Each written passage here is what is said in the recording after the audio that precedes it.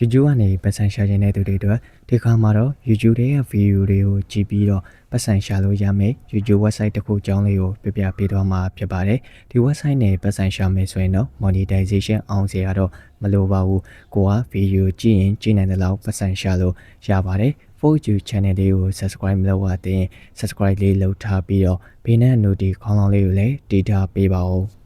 ကျွန်တော်ပြပြပေးမယ့် website ကတော့ Lucky Web ဆိုတဲ့ website လေးပဲဖြစ်ပါတယ်ဒီ website ကိုအသုံးပြုမယ်ဆိုရင်တော့အကောင့်တော့ဖွင့်ပေးရပါတယ်အကောင့်ဖွင့်တာလည်း Gmail နဲ့ချိန်ပြီးအကောင့်ဖွင့်ရုံပါပဲဒါကတော့ website ရဲ့ပုံစံပဲဖြစ်ပါတယ်ဒီ website ထဲမှာဆိုရင်လည်းကျွန်တော်$1ကျော်တော့ရနေပါပြီ YouTube video ကြည့်ပြီးပတ်စံရှာဖို့ဘယ်လိုသွားတာလဲဆိုတော့ကျွန်တော်ဒီအလဲလေးမှာဒေါ်လာပုံစံလေးရှိနေပါမယ်အဲ့ဒါလေးကိုတစ်ချက်နှိပ်လိုက်ပါဒါကတော့ကျွန်တော် YouTube video ကြည့်ပြီးပတ်စံရှာရတဲ့နေရာပဲဖြစ်ပါတယ်ဗီဒီယိုကြည့်ရခါမှာဆိုရင်တော့ limit တော့ရှိပါတယ် daily limit ကတော့ဗီဒီယို910ထိကြည့်လို့ရပါတယ်တနားရီကိုအပုတ်60နှုန်းနဲ့ပဲကြည့်ရတာဖြစ်ပါတယ်ဗီဒီယိုကြည့်ဖို့အတွက်ဆိုရင်ကျွန်တော်ဒီအပေါ်က watch video ဆိုတာလေးကိုနှိပ်လိုက်ပါဒါဆိုရင်တော့ကျွန်တော် YouTube ထဲကိုရောက်သွားပါလိမ့်မယ်ဒီနေရာမှာတော့ကျွန်တော်ဗီဒီယိုအဆုံးထိကြည့်ကြရတော့မလိုပါဘူးဗီဒီယို15စက္ကန့်လောက်ကြည့်ပြီးပြီဆိုတာနဲ့ဘတ်နဲ့ပြန်ထွက်လိုက်ပါဒါဆိုရင်တော့ကျွန်တော်သတ်မှတ်ထားတဲ့ဒေါ်လာကိုရရှိလာမှာဖြစ်ပါတယ်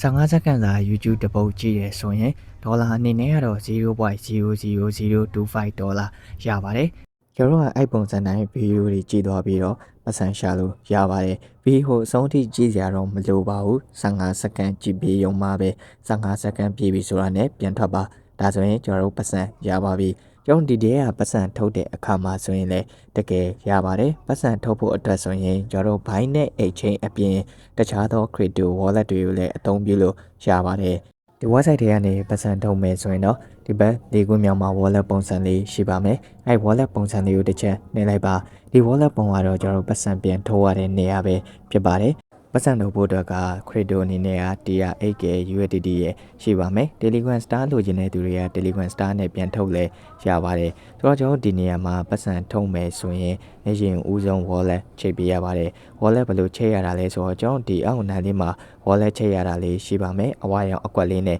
ရေးပေးထားပါတယ်အဲ့ဒါလေးကိုတစ်ချက်နှိပ်လိုက်ပါwallet ချိန်တဲ့အခါမှာဆိုရင်တော့ကျွန်တော်ဒီအပေါ်က USDT BEP20 ကိုသုံးပါအဲ့ဒါကိုရွေးချယ်ပြီးပြီဆိုရင် wallet ချိန်ဖို့အတွက်က crypto အတွက်ကိုတွားယူပေးရပါမယ် crypto အတွက်ကိုတော့ကျွန်တော်ကြိုက်တဲ့ exchange wallet တွေတဲက USDT crypto အတွက်ကိုယူလို့ရပါတယ်တူငီပါ wallet နဲ့ထုတ်လို့တော့မရပါဘူးဆိုတော့ကျွန်တော် crypto အတွက်ယူဖို့အတွက်ကျွန်တော်ကတော့ဒီနေရာမှာ Binance exchange ကိုအသုံးပြုပြပေးပါမယ်ဆိုတော့ Binance exchange တွေကိုတွားလိုက်ပါမယ်ကျွန်တော် Binance exchange တွေကိုရောက်ပြီဆိုရင်ဒီဘက်တောက်ဆုံးမှာ access ဆိုတဲ့ wallet လေးရှိပါမယ်အဲ့ထဲကိုတွားပါအတွက်ယူဖို့ကကျွန်တော်ဒီအပေါ်က FN ဆိုတာလေးကိုနှိပ်လိုက်ပါဒီစင်းရောက်ရင်အပေါ်က deposit crypto ဆိုတာကိုဆက်နှိပ်လိုက်ပါဒါဆိုရင်တော့ကျွန်တော် crypto တွေကိုရွေးရတဲ့နေရာရောက်သွားပါလိမ့်မယ် crypto အနေနဲ့ကတော့ USDT ကိုရွေးချယ်ပေးရပါမယ် USDT ကိုရွေးပြီးရင် network အနေနဲ့ကတော့အပေါ်ဆုံးက BSC ဆိုတဲ့ BEP20